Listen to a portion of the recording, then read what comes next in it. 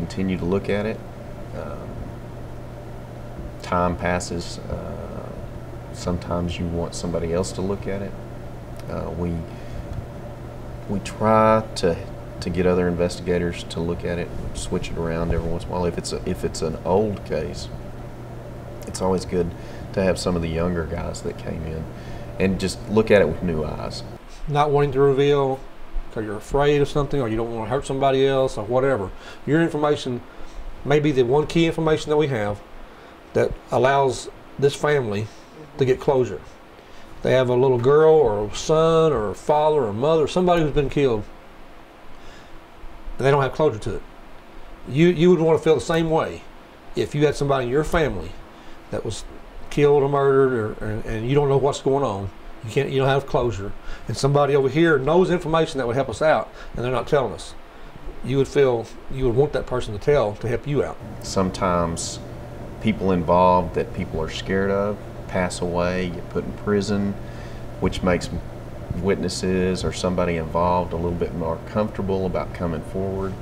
So you never know when that's going to happen. You never know when people involved's lifestyles are going to change that may spark them to go, hey, it's time for me to go tell what happened or what I know, or I'm safe in that respect. Stephanie Hill is a hard case. There are cases where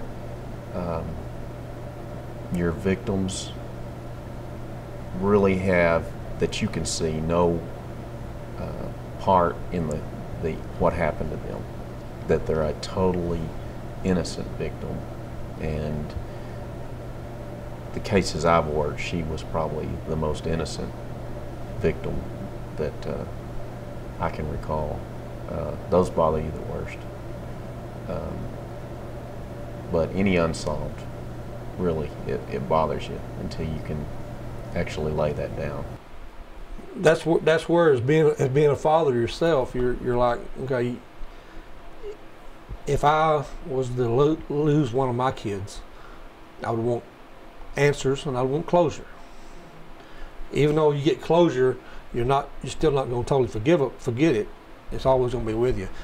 I look at think the same thing about their parents.